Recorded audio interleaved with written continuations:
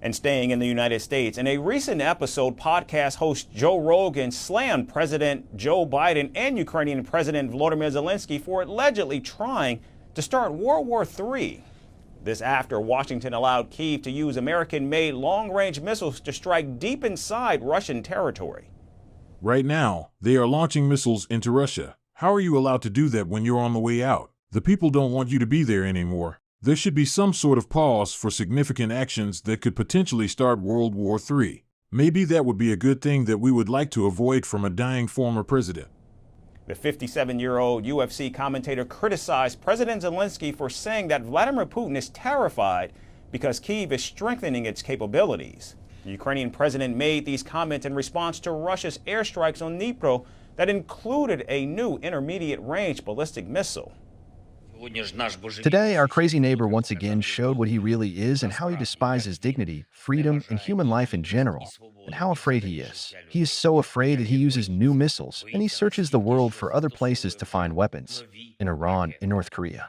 It is obvious that Putin is using Ukraine as a testing ground. It is obvious that Putin is afraid when there is simply a normal life next to him. Meanwhile, Joe Rogan also called Russia's invasion of Ukraine an insane proxy war and urged Putin and Zelensky to come to the negotiating table. It's not like nobody knows the U.S. is funding Ukraine. It's a proxy war. The whole thing is insane. Come to the negotiation table, sit down, work this out, and stop killing everybody. President Zelensky, whose country has been fighting Russian forces for more than 1,000 days, pushed the U.S. to allow the use of Army tactical missile systems to attack Russian targets. The request was finally approved by President Biden just last week. Now, during the latest podcast, Joe Rogan hoped that President-elect Donald Trump would put an end to the war, something the Republican repeatedly pledged throughout his campaign.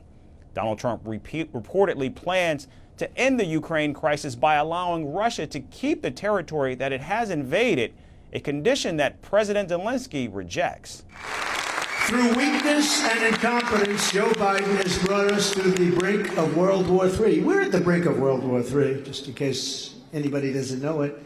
As president, I will bring back peace through strength.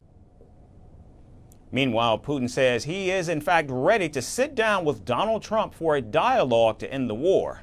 Latest reports say Moscow currently controls nearly 1/5 of Ukraine's territory, giving Putin tremendous leverage. And with the re-election of Donald Trump, who embraced Putin during his first term, chances are that Ukraine is staring at a costly trade-off in exchange for peace.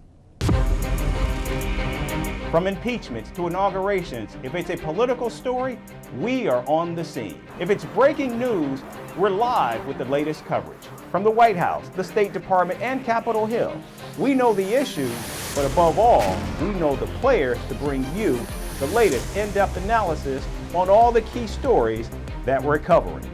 I'm Eric Ham. Join me from Washington here on Firstpost America.